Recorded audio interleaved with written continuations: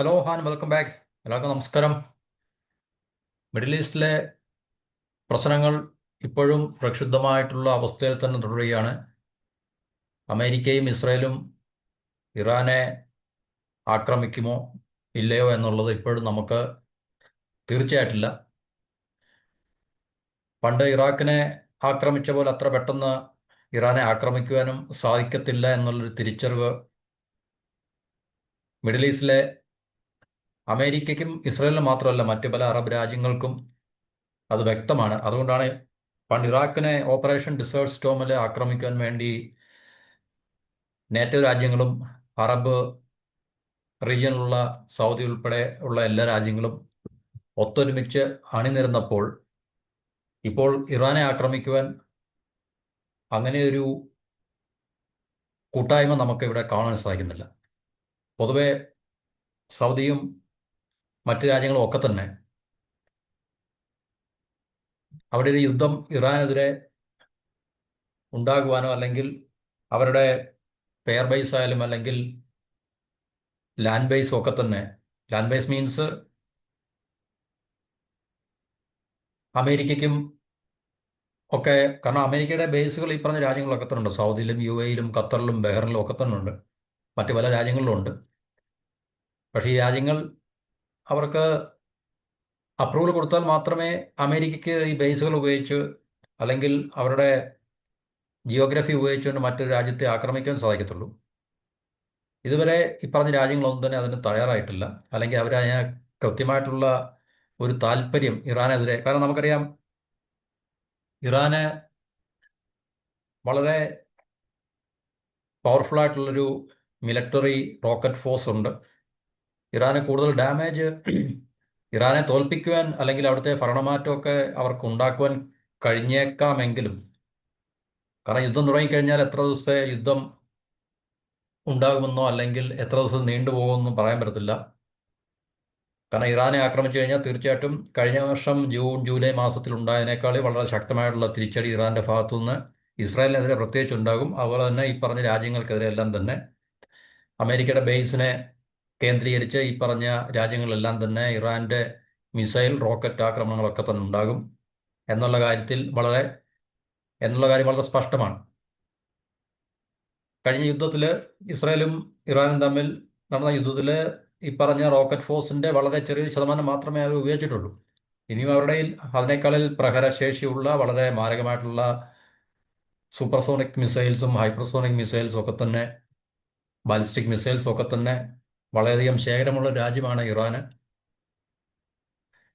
പിന്നെ പഴയതിലും വ്യത്യസ്തമായിട്ട് ചൈനയുടെയൊക്കെ തന്നെ വളരെ ആക്റ്റീവായിട്ടുള്ള ഇൻവോൾവ്മെന്റ് ഇപ്പോൾ ഇറാന്റെ ഒപ്പമുണ്ട്. അതുകൊണ്ട് തീർച്ചയായിട്ടും അമേരിക്കയ്ക്കും ഇസ്രായേലും അത്ര പെട്ടെന്ന് ഇറാനെ ആക്രമിച്ചിട്ട് അവിടെ ഒരു ഭരണമാറ്റം ഉണ്ടാക്കുക അല്ലെങ്കിൽ ഈ പറഞ്ഞ അമേരിക്കയും ഇസ്രായേലും നയിക്കുന്ന ഭാഗത്തിന് നാശനഷ്ടങ്ങളൊന്നും ഉണ്ടാകാതെ, കാരണം ഒരു ബാലിസ്റ്റിക് മിസൈൽ വന്ന് സൗദിയുടെ സൗദിയിലുള്ള ഇറാഖിലുള്ള അല്ലെങ്കിൽ ഖത്തറിലുള്ള യു എയിലുള്ള അമേരിക്കൻ ബേസിൽ വീണ് കഴിഞ്ഞാൽ പരിപാടി തീർന്നു തന്നെ.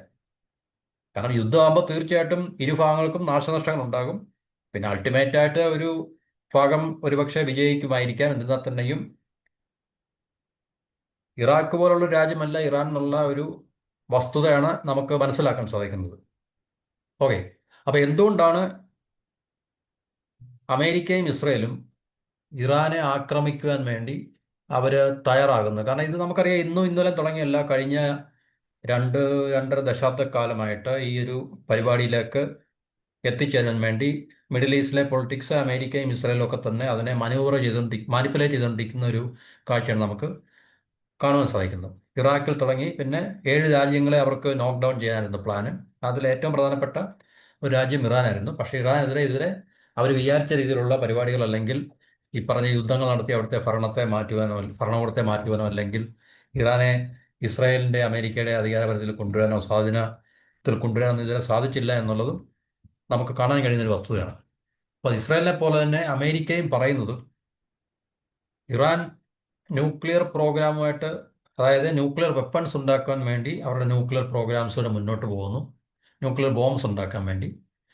പക്ഷെ നമുക്കറിയാം അതൊരു വാർ പ്രൊപ്പഗണ്ട മാത്രമാണ്. അമേരിക്കയ്ക്കോ അല്ലെങ്കിൽ ഇസ്രായേലിനും മറ്റൊരു രാജ്യത്തെ ആക്രമിക്കാൻ വേണ്ടി അവർ ഏത് തരത്തിലുള്ള പ്രൊപ്പഗണ്ടയും, കാരണം അവരുടെ ഗ്ലോബൽ മീഡിയാസും മറ്റുള്ള പ്രൊപ്പഗണ്ട മെഷീൻസും PR ഏജൻസീസിൻ്റെയും പിന്നെ അമേരിക്കയുടെ ഒക്കെ തന്നെ ശക്തമായിട്ടുള്ള ഭരണകൂടം ഒക്കെ തന്നെ അവരിനകത്തിൽ നമുക്കറിയാം അവർ ഏത് രാജ്യത്തെ എങ്ങനെ ടാർഗറ്റ് ചെയ്ത് കഴിഞ്ഞാൽ അവർ ഏത് രീതിയിലാണ് അത് കൈകാര്യം ചെയ്യുന്നുണ്ട് അറിയാൻ പറ്റും. ഇറാഖിനെതിരെ വെപ്പൺസ് ഓഫ് മാസ് ഡിസ്ട്രക്ഷൻ ആയിരുന്നു, പക്ഷേ അവിടെ അങ്ങ് ഒരു സാമാനം ഇല്ലായിരുന്നു. കാരണം പട്ടിണിയും ദരിദ്രമുള്ള ഒരു രാജ്യം വെപ്പൺസ് ഓഫ് മാസ് ഡിസ്ട്രക്ഷൻ എങ്ങനെയാണ് ഉണ്ടാക്കുന്നതെന്നുള്ളത് പിന്നീട് തെളിഞ്ഞാണ്. അങ്ങനെ ഓരോ രാജ്യത്തിനെതിരെ അവരെ ഓരോ കള്ളങ്ങൾ പറഞ്ഞിട്ടാണ് അവർ അതിനെ ആക്രമിക്കുന്നതിന് മുമ്പ് ഈ പറഞ്ഞ വാർ പ്രൊപ്പഗണ്ട അവരതിനെ മാനേജ് ചെയ്യുന്നുണ്ട്. അപ്പോൾ ഇവിടെയും ഇറാൻ ന്യൂക്ലിയർ ബോംബ് ഉണ്ടാക്കുന്നു എന്നുള്ളത് വാർ പ്രൊപ്പഗണ്ടയായിട്ട് മാത്രമാണ് നിലനിൽക്കുന്നത്. അമേരിക്കയുടെ ഇന്റലിജൻസ് ഏജൻസി അതുപോലെ തന്നെ IAEA international atomic energy agency ഒക്കെ തന്നെ അവർ കൺഫേം ചെയ്ത കാര്യമാണ് ഇറാൻ ന്യൂക്ലിയർ ബോംബ് ഉണ്ടാക്കുന്നു എന്നതിന് ഒരു തെളിവുമില്ല എന്നുള്ളൊരു കാര്യം. അപ്പോൾ അങ്ങനെ ഇരിക്കെ എന്തുകൊണ്ടാണ് ഇറാനെ ആക്രമിക്കുവാൻ വേണ്ടി അല്ലെങ്കിൽ അവിടെ ഒരു ഭരണമാറ്റം ആക്രമിക്കുവാൻ വേണ്ടി എന്ന് പറയുമ്പോൾ അവിടുത്തെ ഭരണത്തെ അവർക്ക് റെജീം ചേഞ്ച് എന്ന് പറയുന്ന ഭരണകൂടത്തെ മാറ്റുക എന്നുള്ളതാണ് അമേരിക്കയുടെയും ഇസ്രായേലിൻ്റെയും ലക്ഷ്യം. നമുക്കറിയാം 1979 ആയപ്പോഴത്തേക്കാണ് അവിടുത്തെ ഇസ്ലാമിക് റവല്യൂഷൻ വന്ന് കൊമൈനിയും കമൈനിയും ഒക്കെ അവിടെ ഭരണത്തിൽ വന്ന് അവിടുത്തെ ഷാ അന്ന് നിലവിലുണ്ടായിരുന്ന ഭരണകൂടം ഷായുടെ ആയിരുന്നു. ഷാ അവിടുന്ന് സ്ഥാനഭ്രഷ്ടനാക്കപ്പെടുകയും രാജ്യം വിട്ടു പോവുകയും ചെയ്തു. അപ്പം 1979 വരെ നമുക്കറിയാം ഏകദേശം അതിന് ഈ ഷായുടെ കാലഘട്ടത്തിൽ അമേരിക്കയും ഇസ്രായേലും ഒക്കെ തന്നെ ഇറാന്റെ ഏറ്റവും അടുത്ത സുഹൃത്തുക്കളായിരുന്നു. മറ്റ് ഈ പറഞ്ഞ അറബ് രാജ്യങ്ങളൊക്കെ തന്നെ സൗദി അറേബ്യയായിട്ടൊക്കെ തന്നെ വളരെ ഗാഢമായിട്ടുള്ള ആഴത്തിലുള്ള ബന്ധങ്ങളൊക്കെ തന്നെ ഉണ്ടായിരുന്നു. അന്ന് അമേരിക്കയും ഇസ്രായേലും ഒക്കെ തന്നെ വളരെ എന്താണ് പറയുന്നത് ശക്തമായിട്ട് രീതിയിൽ ഇറാനെ ഹെൽപ്പ് ചെയ്യുകയും അവരെ ഒത്തിരി ആയുധവൽക്കരിക്കുകയൊക്കെ ചെയ്ത രാജ്യങ്ങളാണ്. അല്ലെങ്കിൽ അങ്ങനെ ഒരു മിഡിൽ ഈസ്റ്റ് പൊളിറ്റിക്സ് ആ കാലഘട്ടത്തിലുണ്ടായിരുന്നു. അന്ന് ഇറാൻ വെസ്റ്റേൺ ക്യാമ്പിലായിരുന്നു. എന്നുവെച്ചാൽ അമേരിക്കയുടെയും ഇസ്രായേലിൻ്റെയും കൂടെ ആയിരുന്നു ഇറാൻ എന്ന് പറഞ്ഞു കഴിഞ്ഞാൽ. ആ സമയത്തും അവരുടെ ന്യൂക്ലിയർ പ്രോഗ്രാം വന്നു തുടങ്ങിയാണ് ശരിക്കും പറഞ്ഞു കഴിഞ്ഞാൽ. അമേരിക്കയുടെ ഇസ്രായേലിൻ്റെ ഹെൽപ്പോടുകൂടിയാണ് ഇറാൻ അന്ന് ന്യൂക്ലിയർ പ്രോഗ്രാം ആരംഭിച്ചത് തന്നെ. പക്ഷേ 79 റവല്യൂഷന് ശേഷം അവിടെ ഈ പറഞ്ഞ ഇസ്ലാമിക് എന്താണ് പറയുന്നത് കൊമേനിയുടെയൊക്കെ നേതൃത്വത്തിലുള്ള ഈ ഇസ്ലാമിക് ഗവൺമെൻറ് അധികാരത്തിൽ വരികയും അങ്ങനെ പടിഞ്ഞാറൻകാരുടെ അല്ലെങ്കിൽ പ്രത്യേകിച്ച് അമേരിക്കയുടെ ശത്രുവായിട്ട് ഇസ്രായേലിൻ്റെ ശത്രുവായിട്ട് ഇറാൻ മാറുകയും ചെയ്തു. അന്ന് മുതൽ അമേരിക്കയും ഇസ്രായേലും ഒക്കെ തന്നെ അവിടെ ഒരു ഭരണമാറ്റത്തിന് വേണ്ടി അവർ ശ്രമിച്ചുകൊണ്ടിരിക്കുകയാണ്. ഇത്രയും 10-40 നാലര ദശാബ്ദക്കാലമായിട്ട് അവർക്ക് അതിനെ ഇതുവരെ സാധിച്ചില്ല എന്നുള്ളത് ഒരു വൈരുദ്ധ്യമായിട്ട് നിലനിൽക്കുന്ന ഒരു കാര്യങ്ങളാണ്. അപ്പം ഇതുവരെയുള്ള ശ്രമങ്ങളൊക്കെ പരാജയപ്പെട്ടു. അവിടുത്തെ റെജീം ചേഞ്ച്, അതായത് ഭരണത്തെ മാറ്റാനും അല്ലെങ്കിൽ അമേരിക്കയ്ക്കും ഇസ്രായേലിനും താല്പര്യമുള്ള അവരുടെ ഒരു പപ്പറ്റ് ഗവൺമെൻറ്റിനെ അവിടെ കൊണ്ടുവരാനും ഉള്ള അവരുടെ താല്പര്യം ഇതുവരെ പിന്നെ എന്താണ് പറയുന്നത് അത് പരാജയപ്പെടുകയാണ് ഉണ്ടായിട്ടുള്ളത്.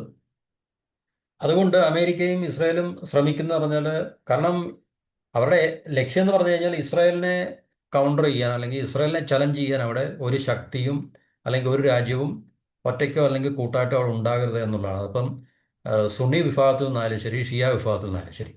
ഷിയ പിന്നെ ആക്സിസിനെ ലീഡ് ചെയ്യുന്നത് നമുക്കറിയാം ഇറാനാണ്. കാരണം ഏറ്റവും വലിയ രാജ്യവും പവർഫുൾ രാജ്യവും ഷിയ വിഭാഗത്തിലുള്ളത്. സുന്നി വിഭാഗത്തിലാകുമ്പോൾ സൗദി അറേബ്യയാണ് അവിടുത്തെ ഏറ്റവും പവർഫുൾ ആയിട്ടുള്ള വലിയ രാജ്യം എന്ന് പറഞ്ഞിട്ട്. അപ്പോൾ സുന്നി ആക്സിസിൽ നിന്നും ഷിയ ആക്സിസിൽ നിന്നും ഇസ്രായേലിൻ്റെ അവിടുത്തെ ശക്തിയെ എതിർക്കുവാനും അല്ലെങ്കിൽ ഡോമിനൻസിനെ എതിർക്കുവാനും അല്ലെങ്കിൽ ഇസ്രായേലിൻ്റെ റീജിയണൽ എക്സ്പാൻഷൻ അവരിങ്ങനെ കൂടുതൽ കൂടുതൽ അവരുടെ ഭാഗമാക്കി മാറ്റിക്കൊണ്ടിരിക്കുകയാണല്ലോ. അപ്പോൾ അതിനെ എതിർക്കുവാനോ അല്ലെങ്കിൽ അതിനെ ചലഞ്ച് ചെയ്യാനും കഴിവുള്ള ഒരു ശക്തിയും ഒരു രാജ്യവും അവിടെ ഉണ്ടാകരുത് എന്നുള്ളതാണ് അമേരിക്കയുടെ ഇസ്രായേലിൻ്റെയും ഏറ്റവും പ്രധാനപ്പെട്ട ഒരു ലക്ഷ്യം എന്ന് പറഞ്ഞാൽ. അപ്പോൾ അതുകൊണ്ട് അവർ ഇസ്രായേലിനെ ചലഞ്ച് ചെയ്യാൻ കഴിവുള്ള അല്ലെങ്കിൽ കഴിവുണ്ടായിരുന്ന രാജ്യങ്ങളെല്ലാം ഓരോന്നോരോന്നായിട്ട് അവരെ ഡീസ്റ്റെബിലൈസ് ചെയ്യുകയും അല്ലെങ്കിൽ എന്താണ് പറയുന്നത് ഈ ദുർബലപ്പെടുത്തുകയും ചെയ്തുകൊണ്ടിരിക്കുന്ന, അങ്ങനെയാണ് ഇറാഖ് മുതലൊക്കെയുള്ള ഒരു പ്രോസസ്സ് നമ്മൾ കണ്ടു തുടങ്ങുന്നുണ്ട്. എന്നുവെച്ചാൽ മുസ്ലിം രാജ്യങ്ങളിലെ പ്രധാനപ്പെട്ട നമുക്ക് എടുത്തു പറയാൻ പറ്റുന്ന പവർഫുൾ ആയിട്ടുള്ള രാജ്യങ്ങൾ എന്ന് പറഞ്ഞാൽ ഒന്ന് ഇറാനാണ്, സൗദി അറേബ്യ ഉണ്ട്, ഇറാഖ് ഉണ്ടായിരുന്നു, പിന്നെ ടർക്കി ഉണ്ട്, ഈജിപ്റ്റ് ഉണ്ട്, പാകിസ്ഥാൻ ഉണ്ട്.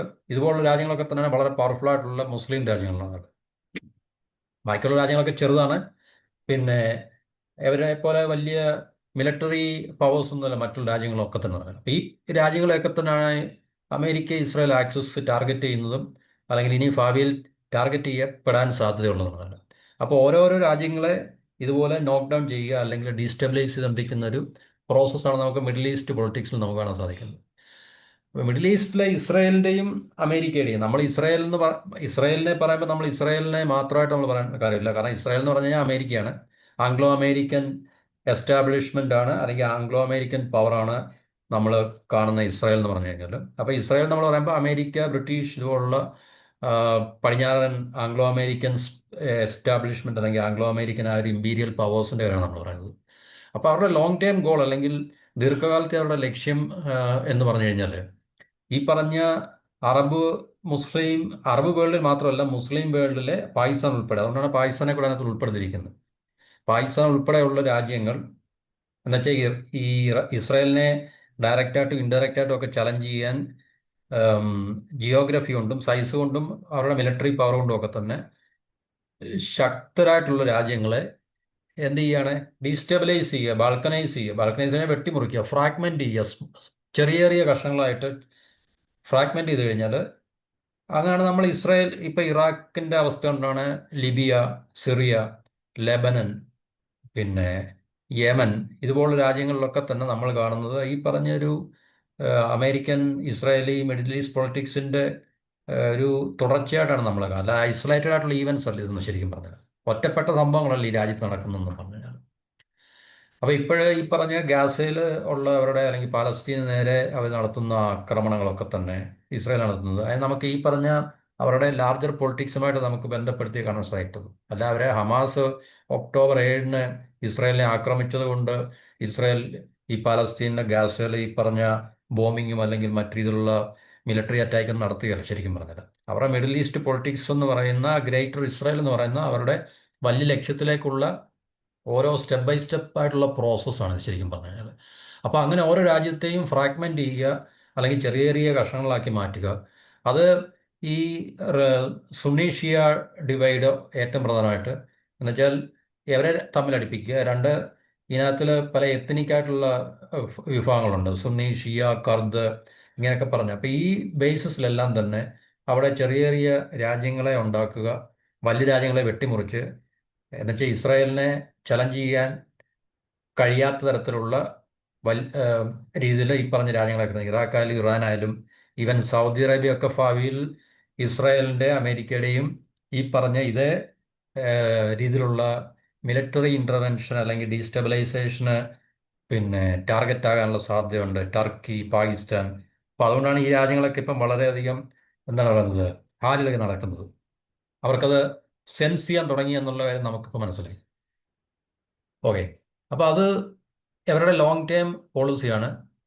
അവരെ ഇൻഡിപെൻഡൻ്റ് ആയിട്ട് ഈ രാജ്യങ്ങൾ ശക്തമായിട്ട് നിലനിൽക്കരുത്, അതുകൊണ്ട് ഈ രാജ്യങ്ങളെയൊക്കെ വെട്ടിമുറിച്ച് ദുർബലപ്പെടുത്തി ചെറിയ രാജ്യങ്ങളാക്കിയിട്ട് പ്രോ വെസ്റ്റേൺ, അതെന്നുവെച്ചാൽ അമേരിക്കയ്ക്ക് അനുകൂലമായിട്ടുള്ള, ഇസ്രായേലിന് അമേരിക്കയ്ക്ക് അനുകൂലമായിട്ടുള്ള രാജ്യങ്ങൾ ആക്കി മാറ്റുക എന്നുള്ളതാണ് അവരുടെ ലക്ഷ്യം എന്ന് പറഞ്ഞു കഴിഞ്ഞിട്ട്. ഇതെന്ന് പറഞ്ഞാൽ അവരുടെ ഈ ലക്ഷ്യം എന്തിനാണെന്ന് ചോദിച്ചു കഴിഞ്ഞാൽ, ഇസ്രായേലിനേക്കാളിലും പവർഫുൾ ആയിട്ടുള്ള രാജ്യം അവിടെ ഉണ്ടാകരുത്, ലാർജർ ഓർ മോർ പവർഫുൾ എന്നാണ്. വലിയ രാജ്യമോ അല്ലെങ്കിൽ പവർഫുൾ ആയിട്ടുള്ള രാജ്യമോ അവിടെ ഉണ്ടാകരുത്. അങ്ങനെ ഇസ്രായേലിനെ അവിടുത്തെ റീജിയണൽ ഡോമിനൻസ് ഉണ്ടാക്കിയെടുക്കുക എന്നുള്ളതാണ് അവരുടെ ലക്ഷ്യം ലോങ് ടൈമിലേക്ക്. അതിനാണ് ഗ്രേറ്റർ ഇസ്രായേൽ എന്ന് പറയുന്ന പ്രോജക്റ്റുമായിട്ട് അവർ, അതിപ്പോഴും തുടങ്ങിയെന്നല്ല, നൂറ്റാണ്ടുകൾ പഴക്കമുള്ള, നൂറ്റാണ്ടുകൾ മീൻസ് 100 വർഷങ്ങളിലേറെ പഴക്കമുള്ളതാണ് ഗ്രേറ്റർ ഇസ്രായേൽ എന്നുള്ള അവരുടെ അംബീഷൻ. ഇസ്രായേൽ ഉണ്ടാകുന്നതിന് മുമ്പേ ഉള്ളതാണ് ഗ്രേറ്റർ ഇസ്രായേൽ പ്രോജക്റ്റ് എന്ന് പറഞ്ഞാൽ. അപ്പോൾ അതിലേക്കാണ് നമ്മൾ മിഡിൽ ഈസ്റ്റിലെ പൊളിറ്റിക്സിനെ ഇപ്പം നമുക്ക് കാണാൻ സാധിക്കുന്നത്. എന്തായാലും തീർച്ചയായിട്ടും ഇറാനെ ഇതേ രീതിയിൽ അവിടെ നിലനിർത്താനുള്ള സാധ്യതയില്ല. കാരണം ഇന്നല്ലെങ്കിൽ നാളെ തീർച്ചയായിട്ടും അവിടെ ഒരു ഭരണമാറ്റം തീർച്ചയായിട്ടും അവർ ശ്രമിച്ചുകൊണ്ടിരിക്കും. അതിൽ എത്രത്തോളം അമേരിക്ക ഇസ്രായേലും വിജയിക്കുമെന്ന് നമുക്കറിയില്ല. അത് ഇനിയും മറ്റ് ചില ഡയമെൻഷൻസ് കൂടെ ഉണ്ട് എന്നുള്ള കാര്യം നമ്മൾ മനസ്സിലാക്കണം. മറ്റ് ചില ഡയമെൻഷൻ എന്ന് പറഞ്ഞാൽ നമുക്കറിയാം, ഇപ്പോൾ ഒരു ഈവൻറ്റ് നടക്കുമ്പോൾ അതിനെ അറിഞ്ഞോ അറിയാതെയോ ഒരു ഡയമെൻഷൻ മാത്രമായിരിക്കത്തില്ല, കാരണം പല ഡയമെൻഷൻസ് ഉണ്ടായിരിക്കും. അപ്പോൾ ഈ മിഡിൽ ഈസ്റ്റ് പൊളിറ്റിക്സിൽ ഇപ്പോൾ ഇറാനെ അവർ ആക്രമിക്കാൻ ശ്രമിക്കുന്നു, അല്ലെങ്കിൽ ഇറാനെ ദുർബലപ്പെടുത്താൻ ശ്രമിക്കുന്നു എന്നുള്ളതിൻ്റെ ഒരു കാരണം അല്ലെങ്കിൽ ഒരു ലക്ഷ്യം എന്ന് പറഞ്ഞാൽ ഇസ്രായേലിനെ കൗണ്ടർ ചെയ്യാൻ അല്ലെങ്കിൽ ഇസ്രായേലിനെ ചലഞ്ച് ചെയ്യാൻ ഇറാൻ ശക്തമായിട്ടുള്ള രാജ്യമായിട്ട് അവിടെ നിലനിൽക്കരുത് എന്നുള്ളതാണ്. അതുമല്ലാതെ അതിന് മറ്റൊരു ഇമ്പോർട്ടൻ്റ് ആയിട്ടുള്ള ഡയമെൻഷൻ ഉണ്ട്. ചൈന, റഷ്യ ഈ പറഞ്ഞ രാജ്യങ്ങളുമായിട്ട് ബന്ധപ്പെടുത്തി നമുക്കതിനെ പറയാൻ സാധിക്കും. അപ്പോൾ ഈ ബെൻ നോട്ടർ എന്ന് പറഞ്ഞൊരു ഇൻവെസ്റ്റിഗേറ്റീവ് ജേർണലിസ്റ്റ് ആണ്, ഇപ്പോൾ ഒരു യൂട്യൂബ് ചാനലൊക്കെ ഉണ്ട്. അദ്ദേഹം പറയുന്നത് ഇറാനെതിരെയുള്ള യുദ്ധം, അല്ലെങ്കിൽ ഇറാനെ എങ്ങനെ ദുർബലപ്പെടുത്താനും അല്ലെങ്കിൽ ഡീസ്റ്റെബിലൈസ് ചെയ്യാനും ശ്രമിക്കുന്നത്, അതിൻ്റെ അൾട്ടിമേറ്റ് ലക്ഷ്യം എന്ന് പറഞ്ഞു കഴിഞ്ഞാൽ ചൈനയെ ദുർബലപ്പെടുത്തുക എന്നുള്ളതാണ് ശരിക്കും പറഞ്ഞത്.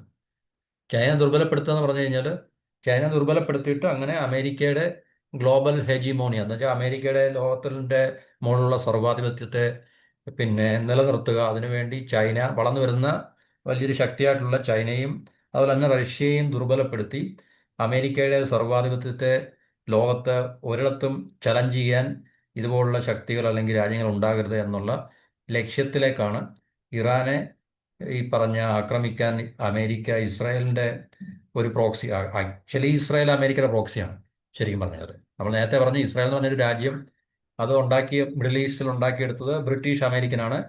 അവരുടെ മിഡിൽ ഈസ്റ്റിലുള്ള റിസോഴ്സിൻ്റെ മുകളിൽ അവർക്ക് ഡോമിനൻസ് ലഭിക്കുവാനും അതുപോലെ തന്നെ ശരിക്കും പറഞ്ഞാൽ ഈ ഇക്കോണമിയാണ് പ്രധാനം. മറ്റെല്ലാത്തിനും ഐഡിയോളജിയെക്കാളിലും മതത്തെക്കാളിലും ഒക്കെ തന്നെ ഏറ്റവും പ്രധാനപ്പെട്ട റിസോഴ്സും എക്കോണമിയാണ് ശരിക്കും പറഞ്ഞാൽ. അപ്പം അങ്ങനെയുള്ള റിസോഴ്സിൻ്റെ മുകളിൽ അവർക്ക് എന്താണ് പറയുന്നത്, കൺട്രോൾ ഉണ്ടാക്കിയെടുക്കാനും അത് നിലനിർത്താനും ഒക്കെ തന്നെയാണ് ഇസ്രായേലിനെ അവിടെ ആർട്ടിഫിഷ്യലായിട്ട് ഉണ്ടാക്കിയതും ഇസ്രായേലിനെ പ്രോക്സിയായിട്ട് നിലനിർത്തിക്കൊണ്ട് മിഡിൽ ഈസ്റ്റിൽ ഈ പറഞ്ഞ ടോട്ടൽ ഡീസ്റ്റെബിലൈസേഷൻ അല്ലെങ്കിൽ ഈ പറഞ്ഞ പരിപാടികളെല്ലാം തന്നെ അവർ ചെയ്തുകൊണ്ടിരിക്കുന്നത്. അപ്പോൾ അൾട്ടിമേറ്റ്ലി അതിപ്പോൾ ചൈനയെ ടാർഗറ്റ് ചെയ്യാൻ വേണ്ടിയാണ്. ചൈനയിലേക്ക് എത്തിയിട്ടില്ല ഇതുവരെ ശരിക്കും പറഞ്ഞു കഴിഞ്ഞാൽ. നമുക്കറിയാം റഷ്യ യുക്രൈൻ വാർ ഇതിൻ്റെ ഫലമായിട്ടുണ്ടായതാണ്.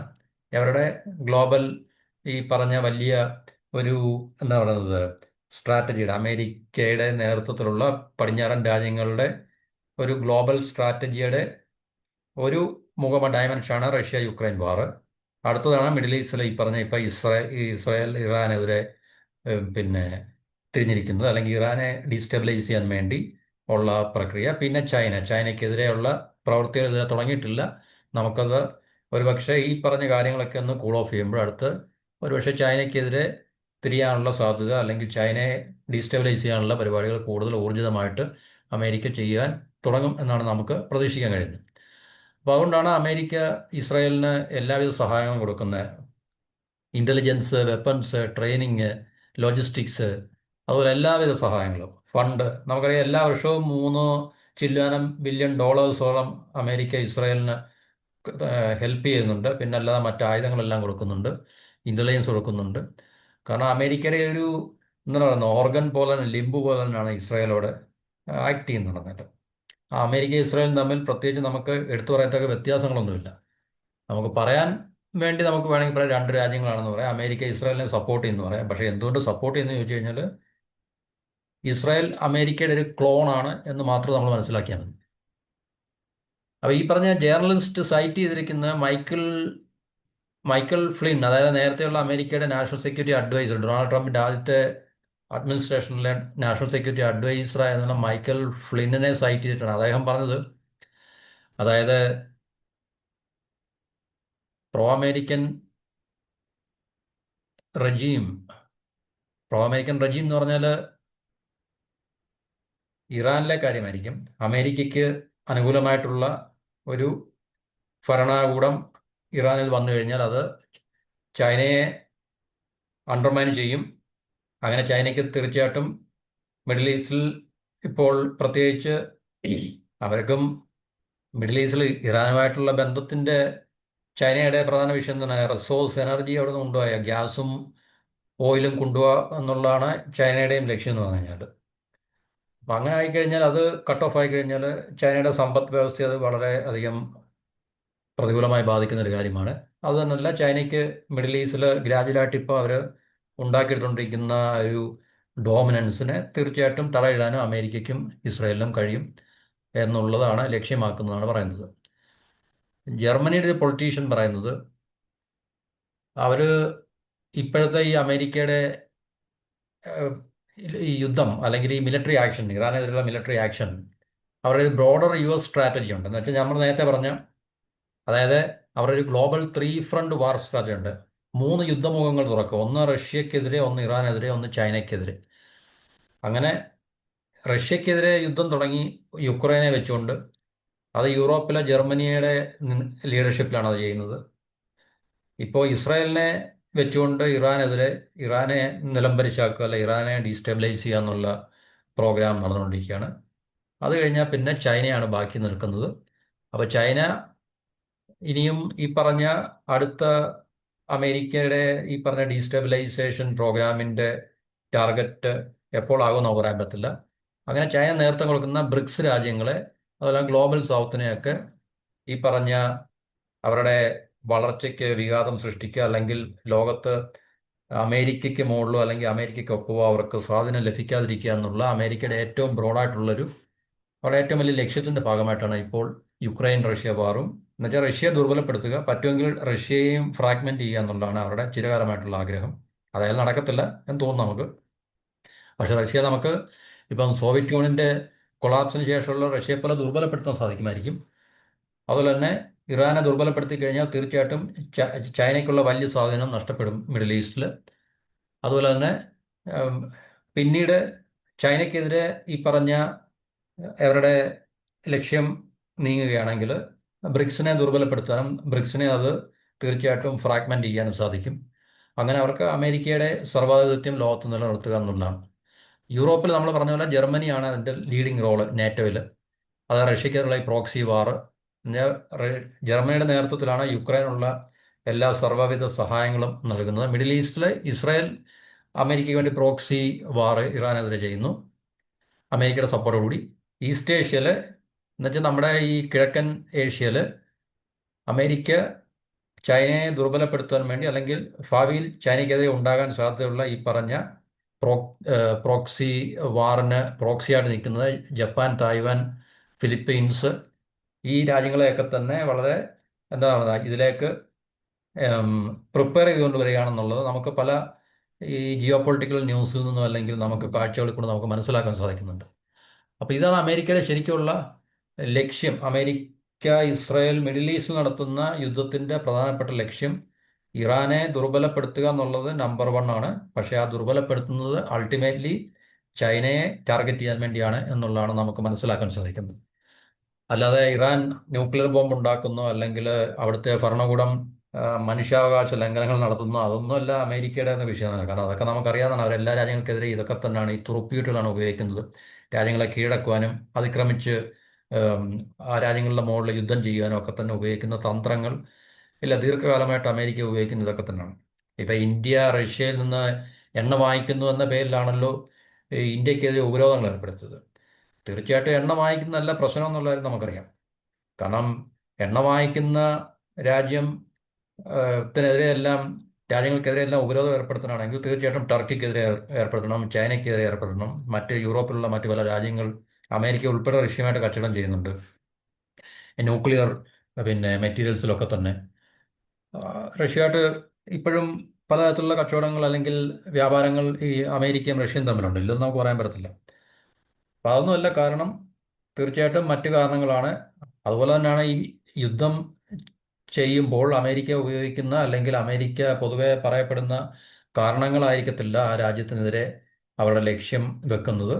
മറിച്ച് ഈ രാജ്യത്ത് ഭരണമാറ്റം ഉണ്ടാക്കുക, അങ്ങനെ അമേരിക്കയ്ക്കും ഇസ്രായേലിനും ഒക്കെ തന്നെ അനുകൂലമായിട്ടുള്ള അവിടെ പിന്നെ ഒരു ഗവൺമെന്റിനെ കൊണ്ടെത്തിക്കുക അല്ലെങ്കിൽ ഗവൺമെന്റിനെ സ്ഥാപിക്കുക എന്നുള്ളതാണ് അവരുടെ അൾട്ടിമേറ്റ് ആയിട്ടുള്ള ലക്ഷ്യം. ആ ഒരു ലക്ഷ്യത്തിലേക്കാണ് അവർ ഇവിടുത്തെ എല്ലാ മിഡിൽ ഈസ്റ്റ് പൊളിറ്റിക്സിനെയും അവർ ഷേപ്പ് ചെയ്യുന്നതും മാനിപ്പുലേറ്റ് ചെയ്യുന്നതും ഒക്കെ തന്നെയാണ് അത്.